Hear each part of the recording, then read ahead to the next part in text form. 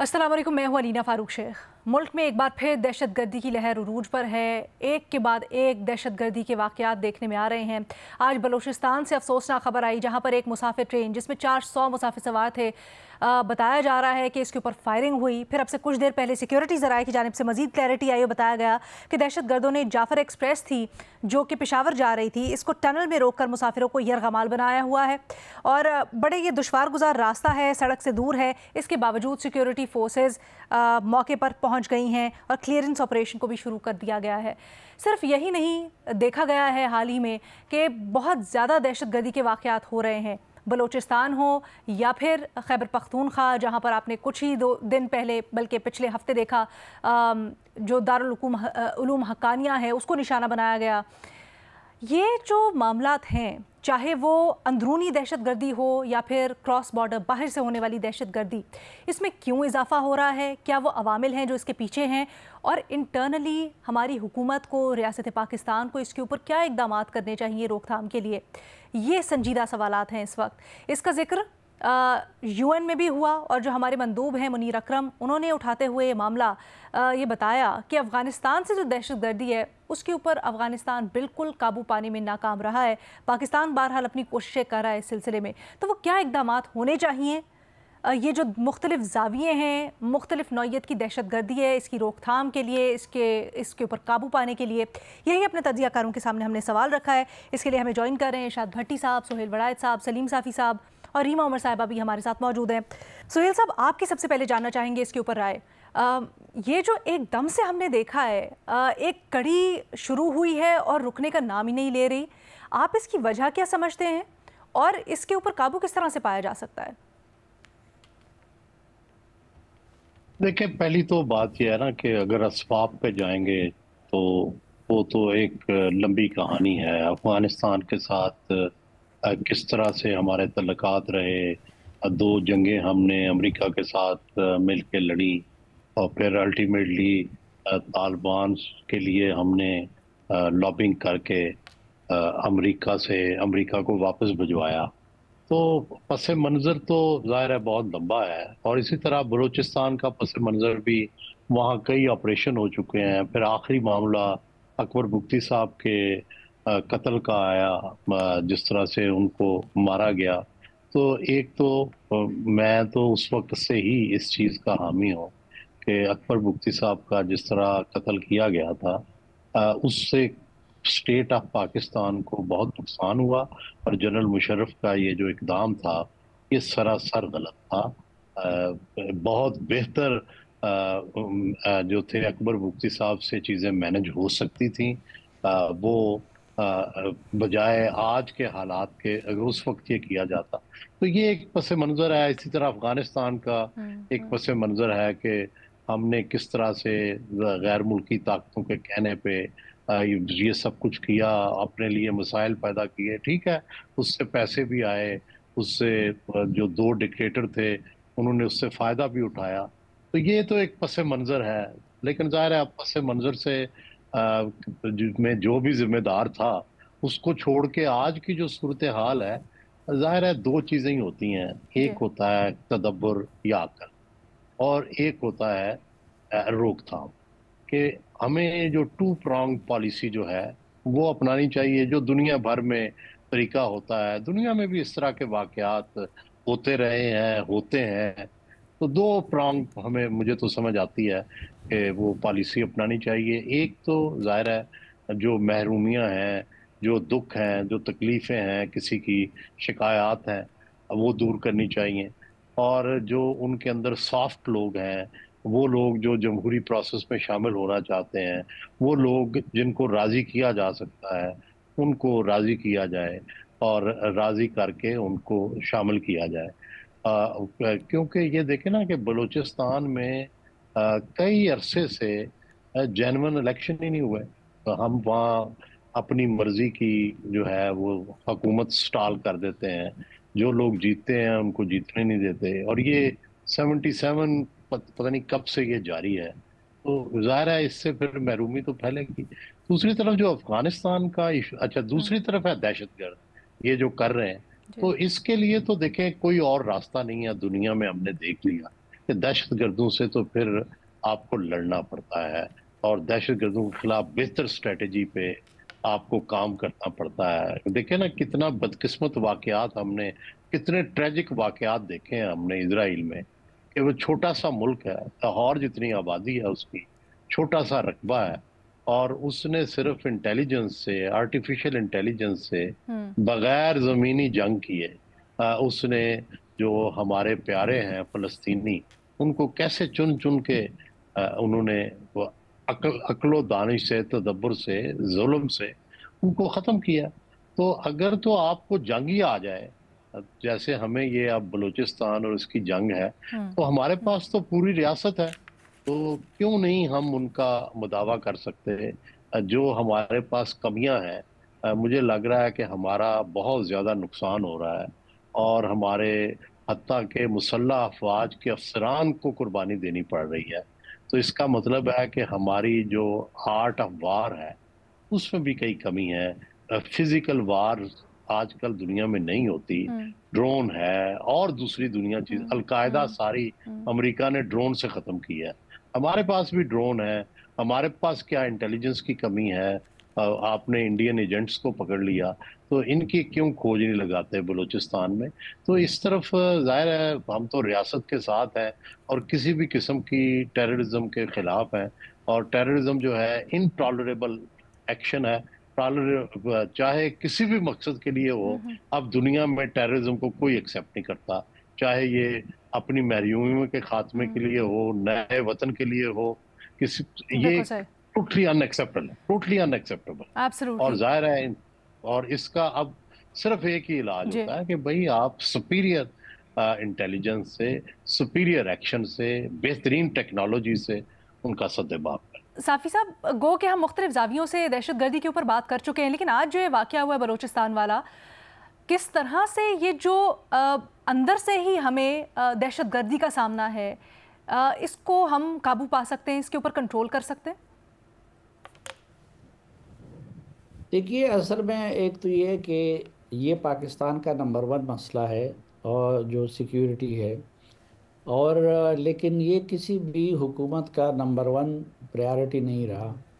وہ موجودہ حکومت ہو، وہ پچھلی حکومت ہو، اس سے پچھلی حکومت ہو، وہ اس کو مسئلوں میں سے ایک مسئلہ سمجھتے ہیں، حالانکہ یہ پرائم مسئلہ ہے، سپریم مسئلہ ہے، سب سے بڑا مسئلہ ہے. دوسری بات یہ ہے کہ اس کی جو بنیادیں ہیں، وہ یہ ایک ملٹی ڈائمنشنل صورتحال سے ہم دو چار ہے، اور اس کے ملٹی ڈائمنشنل پہلو ہے. اس کا ایک اسٹریٹجک پہلو ہے. اس وقت دیکھیں کہ سی پیک بن رہا ہے بلوچستان، اس کی بنیاد ہے گوادر کی بندرگاہ، اور کئی ممالک ایسے ہیں جو یہ نہیں چاہتے کہ سی پیک اسی طرح کامیاب ہو جس طریقے سے اس کو چلنا چاہیے. تو ایک طرف وہ لوگ بھی ہیں، دوسری طرف ان کی محرومیاں اپنی جگہ پہ ہیں. بلوچستان کے لوگوں کی اتنی محرومیاں ہیں اور اتنے ان کے حقوق چھینے گئے ہیں کہ ان کو ایزیلی ورغلایا جا سکتا ہے، ان کو ایزیلی اسٹیٹ کے خلاف کھڑا کیا جا سکتا ہے. جو دوسری طرف کی دہشت گردی ہے، تو اس میں بھی اس کا ایک آئیڈیالوجیکل پہلو ہے، ایک اس کا اسٹریٹجک پہلو ہے، ایک اس کا معاشی پہلو ہے. تو ہم صرف ایک پہلو جو طاقت کے استعمال کا پہلو ہے اس کو کبھی کبھی استعمال کرتے ہیں، وہ بھی عموماً ہم مناسب وقت پہ اور مناسب طریقے سے استعمال نہیں کرتے ہیں. ضرورت اس امر کی ہے کہ نمبر 1 حکومت اس کو اپنا نمبر 1 ترجیح بنا دے، اور نمبر 2 یہ ہے کہ اس کے لیے ایک کمپریہنسو اپروچ اپنائیں. سر، وہ کمپریہنسو اپروچ کیا ہو؟ آپ کو کیا لگتا ہے اس وقت نمبر 1 پرائرٹی وار فوٹنگ کے اوپر کیا ضرورت ہے؟ کیا ایک ملٹی فیسیٹڈ آپریشن ہو، یا پھر کسی ایک فوجی آپریشن کی ضرورت ہے، جیسے کلیئرنس آپریشن ہم نے ماضی میں بھی دیکھے؟ نہیں، میرے خیال میں تو بلوچستان یہاں پہ بھی پولیٹیکل سلوشن کی طرف جانا چاہیے. سر، وہ پولیٹیکل سلوشن تھوڑا سا ہمیں ایکسپلین کیجئے، کیسا ہو سکتا ہے؟ پولیٹیکل سلوشن ظاہری بات ہے، مذاکرات ہوتے ہیں، اور اس میں ان کے جو جینون گریونسز ہوتے ہیں ان کو ایڈریس کیا جاتا ہے. جو غیر ضروری یا ان کے نامناسب ڈیمانڈز ہوتے ہیں اس سے ان کو پسپا کیا جاتا ہے. یہی مذاکرات کی چیز ہے، اور ان کو کسی طریقے سے ریاست کی تابعداری کی طرف لایا جاتا ہے عموماً. اچھا، یہ انٹرسٹنگ اس لیے ارشاد بھٹی صاحب کیونکہ ہم نے ماضی میں بھی دیکھا ہے، بار بار یہ گنجائش بھی دی گئی کہ ہتھیار ڈالیں، قومی دھارے میں شامل ہو جائیں، یہ گنجائش بھی دی گئی کہ جو آپ کی محرومیاں ہیں ان کو ایڈریس کریں گے. پھر بھی یہ اپروچ کیا آپ کے خیال میں کام کی نہیں کی، اور اس کے باوجود اگر یہ سب کچھ ہو رہا ہے تو پھر کہاں پر کمی ہے؟ جی میڈم شیخ، یہی آج کا سب سے بڑا سوال ہے کہ کہاں پہ کمی رہ گئی ہے کہ جہاں سے یہ معاملہ ختم نہیں ہو پا رہا. اس پہ میں آتا ہوں، لیکن سب سے پہلے یہ ایک شرمناک اور بزدلانہ کارروائی ہے سویلین پہ، نہتے سویلین پہ اور مسافروں پر، اور یہ ایک حملہ ہے، اور ایک طرح سے ہر روز ہی حملہ ہوتا ہے جس میں کبھی شناختی کارڈ دیکھ کر پنجاب کے لوگوں کو قتل کر دیا جاتا ہے، کبھی کچھ کر دیا جاتا ہے. اس سے بزدل اور لوگ کوئی نہیں ہو سکتے. رمضان المبارک اور اوپر سے مسافر اور اوپر سے آپ نہتے، تو اس کی جتنی بھی مذمت کی جائے کم ہے. میڈم شیخ، ابھی کل ہی ہم 2-3 دن پہلے ڈسکس کر رہے تھے کہ پاکستان دوسرے نمبر پر ہے جو دہشت گردی سے متاثرہ ہے پوری دنیا میں، یعنی وہ جو انڈیکس رپورٹ آئی تھی دہشت گردی کی گلوبل. اور دہشت گردی میں کل ہی ہم بات کر رہے تھے کہ 45% اضافہ ہوا ہے پاکستان میں، یعنی 2023 میں 517 اور 2024 میں 1000، یعنی 1100، ایک کم 1100 دہشت گردی کے واقعات. اور ایک دہائی میں یہ سب سے بڑا سالانہ وہ کیا کہتے ہیں اضافہ ہے دہشت گردی میں. اور آپ نے اس میں پوائنٹ اٹھایا تھا جو کہ یعنی افغانستان میں دہشت گردی میں کمی آئی 3 درجے، اور ہمارے ہاں دہشت گردی بڑھی ہے. تو میڈم شیخ، اب صورتحال یہ ہے کہ کوئی مانے نہ مانے، اس وقت ہم حالت جنگ میں ہیں، اور ایک خطرناک دہشت گردی کی لہر جو ہے وہ بڑھ رہی ہے ان شہروں کی طرف. جب وہاں آتی ہے ان چند شہروں کی طرف سے بدقسمتی سے، تو پورا پاکستان جاگ جاتا ہے کہ یہ کیا ہو گیا، یہ کیا ہو گیا، یہ کیا ہو گیا. ہمارے لیے شاید میٹر نہیں کرتے بلوچستان کے کچھ شہر اور کے پی کے کچھ شہر، ہمارے لیے میٹر کرتے ہیں کراچی، لاہور، پشاور، کوئٹہ کر لیں یا اسلام آباد کر لیں. تو اللہ نہ کرے کہ آگ جس طرح پہلے اسلام آباد کے دروازے پر آ گئی تھی تو اچانک ہم سارے جاگے اور ہم اٹھ کے کھڑے ہو گئے. کرنا کیا چاہیے میڈم شیخ؟ جو کمی آپ نے سوال اٹھایا، اس میں سہیل وڑائی صاحب نے اپنی بات کی، سلیم صافی صاحب نے اس کا اپنا ایک اور اینگل دکھایا.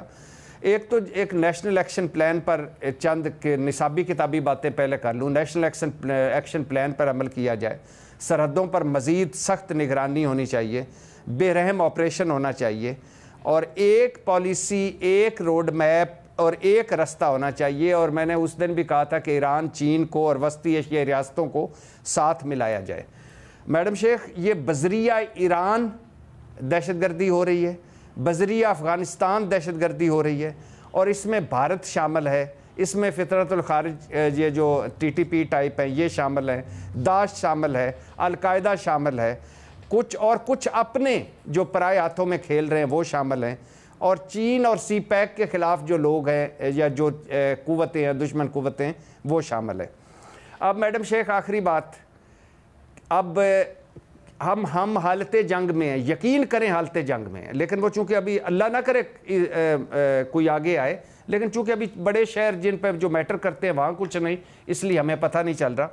KP حکومت کی کچھ اور پالیسی ہے، وفاقی حکومت کچھ اور کہہ رہی ہے. اور یہ جیسے صافی صاحب نے کہا کہ اس وقت سب سے بڑا مسئلہ ہے یہ ہے دہشت گردی کا، لیکن KP حکومت جو اس کی مین سٹیک ہولڈر ہے وہ کچھ اور کہہ رہی ہے، وفاقی حکومت کچھ اور کہہ رہی ہے، اور روز سیاست ہوتی ہے، تو نے یہ نہیں کیا، تو نے یہ نہیں کیا، تو برا، تو نالائق، تو نالائق، تو نالائق. بلوچستان حکومت کچھ اور کہہ رہی ہے اور کر رہی ہے، اور بلوچستان کے وہ جوان یا قوم پرست یا حکومت سے باہر سیاستدان ہیں وہ کچھ اور کہہ رہے ہیں. جو حکومت میں ہیں انہیں عوامی تائید حاصل نہیں ہے اگر ہم آسان لفظوں میں کہیں، اور جو اپوزیشن میں ہیں ان کی کوئی سنوائی نہیں ہے. सियासी अदम इस्तेकाम है, नफ़रत और तकसीम है। वक्त आ गया है मैडम शेख कि पाकिस्तान तरीके इंसाफ को ऑन बोर्ड लिया जाए इस दहशतगर्दी के मसले पर। वक्त आ गया है कि बलूचिस्तान की सारी पार्टियों को साथ बिठाया जाए। एक तरफ से आप बेरहम ऑपरेशन करें, लेकिन बहुत सारे ऐसे लोग हैं जो सिर्फ नाराज़ हैं, जिनकी कुछ महरूमियाँ भी हो सकते हैं, गिले भी हो सकते हैं, शिकवे भी हो सकते हैं। वक्त आ गया है कि तमाम सियासी जमातें एक बार फिर मिलकर बैठें, तमाम सियासी जमातें वन पेज पे आएँ और एक बयानिया बने। यकीन करें, आप ये देखिए कितना बड़ा मसला है और कोई बयानिया नहीं, हमारा कोई है ही नहीं कि हम क्या कर रहे हैं, करना क्या चाहते हैं, बढ़ना किस तरफ है और आगे क्या है, हमारा हदफ क्या है, कोई पता नहीं। हर कोई अपने अपने लगा हुआ है। तो अगर आप कोई समझता है कि पाकिस्तान तरीके इंसाफ को ऑन बोर्ड ना लेकर इस मसले को आप हल कर सकते हैं, तो वो आपकी खाम ख्याली है। हुकूमत है वहाँ उनकी, सबसे बड़ी सियासी जमात है। आप ये छोटी मोटी नाराजगियां छोड़ें। आपने बड़ा अच्छा पॉइंट उठाया, इसके ऊपर मजीद भी बात करते हैं। रीमा उमर साहिबा का तजिया भी, बट एक ब्रेक के बाद। वेलकम बैक जी। हम बात कर रहे हैं आज जो बलूचिस्तान में सूरत हाल पैदा हुई, ओवरऑल अगर देखा जाए तो इस साल ख़ास तौर पर दहशतगर्दी के वाक़यात में इजाफा हो रहा है। क्या सलूशन है इन सारे मामलात का? रीमा, क्या समझती हैं, कहाँ पर इस वक्त कमी है, किस चीज़ को बिल्कुल वॉर फुटिंग्स के ऊपर एड्रेस करने की ज़रूरत है ताकि हम काबू पा सके सूरत हाल के ऊपर? जी शुक्रिया लीना। कुछ चीज़ें हैं जिस पे मैं एक्सपर्टीज़ नहीं रखती, ना ही मालूमात रखती हूँ, तो उस पर मैं ज़्यादा बात नहीं कर सकती। जो डायरेक्ट काउंटर टेररिज्म के मामलात होते हैं, जिसमें इंटेलिजेंस शेयरिंग, जो बैरूनी ममालिक हैं उनका क्या रोल है, असला कहाँ से आ रहा है, पैसा कहाँ से आ रहा है, इस पे मेरी इतनी मालूमात नहीं है। और मेरा ख्याल है इस पे रियासत जो है उसको, जो भी उसके पास कैपेसिटी है, उसको प्रायोरिटाइज करना चाहिए और इन चीज़ों को देखना चाहिए। और शायद वो देख रहे हैं लेकिन हम तक मालूमात नहीं पहुंचती, तो उस पर राय देना मुश्किल है। लेकिन जिन चीज़ों का मुझे थोड़ा ज़्यादा पता है, जो मैं ज़्यादा फॉलो करती हूँ, मैं उस पर बात करना चाहती हूँ। मेरा ख्याल है एक चीज़ जो मिसिंग है हमारे डिस्कोर्स में, चाहे वो केपी हो चाहे वो बलूचिस्तान हो, वो है रिप्रेजेंटेशन। हम दो पाकिस्तान के सूबों की बात कर रहे हैं, यहाँ पे बहुत से लोग बसते हैं, सब जो हैं वो एक्सट्रीमिस्ट नहीं है, वो रेडिकलाइज नहीं है, लेकिन हमने उन्हें ऑप्शन क्या दी? अगर आप केपी में देखें, हम बात नहीं करते। मुझे याद है मोहसिन डावर कई सालों से ये बात कर रहे हैं कि ब्रू कर रही है दहशतगर्दी, इस पे काबू पाना बहुत ज़रूरी है। लोगों के साथ जो लोकल्स हैं उनके साथ मिलके काबू पाना बहुत ज़रूरी है। और उनको डिसमिस कर दिया जाता था। वो पार्लियामेंट में आवाज़ उठाते थे, बाहर पीटीएम इस पे आवाज़ उठाती थी। अब आप देख लें अली वजीर के साथ चाहे कोई भी हुकूमत हो, उनका हाल वही है। उनके खिलाफ क्या चार्जेस हैं, क्यों वो अभी तक जो है डिटेंशन में, वन आफ्टर द अदर, एक जगह से बेल मिलती है दूसरी जगह डिटेंशन पे, क्या उनकी फॉलोइंग नहीं है? उनको रिप्रेजेंटेशन देना ज़रूरी नहीं है? हम इसको इम्पोर्टेंट नहीं समझते। बलूचिस्तान में आप देखें, भट्टी साहब ने अभी बात की, मैं उस पर मजीद ऐड करना चाहती हूँ। वहाँ पे रिप्रेजेंटेशन का, अगर आप एक बलोच यूथ हैं, आपके पास इस वक्त क्या ऑप्शंस हैं? कौन आपकी नुमाइंदगी करता है? क्योंकि वहाँ जो, और अब की बात नहीं है, अरसे से जो हुकूमत होती है वो लोगों को रिप्रेजेंट नहीं करती, उनकी नुमाइंदगी नहीं करती। और जो लोग करते हैं, हमारी रियासत उन्हें एलियनेट कर देती है, उन्हें आइसोलेट कर देती है। तो रिप्रेजेंटेशन के बगैर किस तरह आप इन दोनों सूबों में मामलात हल की तरफ लेके जाएंगे, मुझे पर्सनली समझ नहीं आती। और मैं ये कोई किताबी आइडियलिस्ट बात नहीं कर रही। मेरा ख्याल है दुनिया में अगर आप देखें कि दहशतगर्दी या मिलिटेंसी या सेपरेटिस्ट मूवमेंट्स जो होती हैं, उसके रिस्पॉन्स में ब्रूट फोर्स सिर्फ कभी भी हल नहीं होता। भट्टी साहब ने लफ्ज इस्तेमाल किया बेरहम, मुझे उससे बहुत सख्त परेशानी होती है, क्योंकि बेरहम का मतलब मैं तो नहीं समझती। मेरा तो ख्याल है ओवरऑल जो भी आपका ऑपरेशन हो उसमें रहम की गुंजाइश जरूर होनी चाहिए। बेरहम का मतलब तो मर्सीलेस होता है, और मेरा ख्याल है ये हमने बहुत बार, बहुत अरसे से हम ट्राई कर रहे हैं मर्सीलेस होना। एटलीस्ट बलूचिस्तान में तो मुझे नहीं समझ आ रही कि उससे हमें क्या हासिल हुआ है।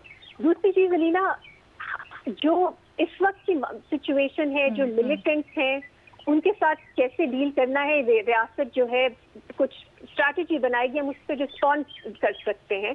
लेकिन جو اور لوگ مزید لوگ ملیٹنٹس نہ بنے، جو بلوچ یوتھ ہے خاص طور سے، وہ اس راستے پہ نہ جائیں، اس کے لیے ہماری ریاست کیا کر رہی ہے؟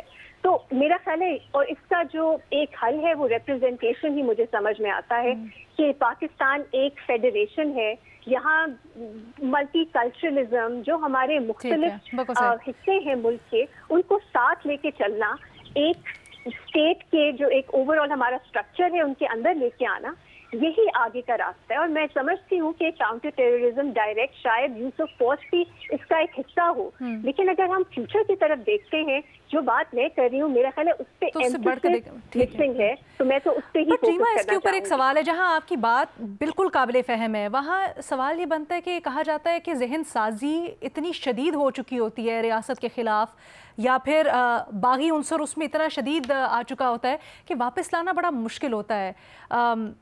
ایسے میں پھر کیا کیا جائے؟ امینا، میں فرینکلی اس سے اگری نہیں کرتی کہ اٹس ٹو لیٹ، اب کچھ نہیں کیا جا سکتا ہے، اور سب جو ہیں اب ان کو ایک ہی نظر سے دیکھنا چاہیے. اور میرا خیال ہے دنیا کی جو پوری ہمیں تاریخ دکھاتی ہے، دنیا میں آپ کوئی بھی مثال لے لیں، کہاں پہ صرف بروٹ فورس ہے، اس کے ذریعے آپ نے اس طرح کے مسائل ہیں جن کی ایک تاریخ ہے، جن کا کانٹیکسٹ ہے، ان کو آپ نے حل کیا ہے. بعد میں پھر سے بات کرتے رہی نا ریپرزنٹیشن کی، یہ تو ایک فنڈامنٹل حق ہے نا لوگوں کا کہ وہ جس کو پسند کرتے ہیں، جس کو اپنا نمائندہ مانتے ہیں، ریاست بھی انہیں ان کا نمائندہ مانتے ہیں. یہاں تو وہ ہی نہیں ہے تو باقی حقوق تو بعد میں آتے ہیں. بہت تلخ حقیقت ہے، ہم امید کرتے ہیں اس کے اوپر کلیئرٹی آنے والے دنوں میں ملے گی. آج کے لیے اتنا ہی، اللہ حافظ.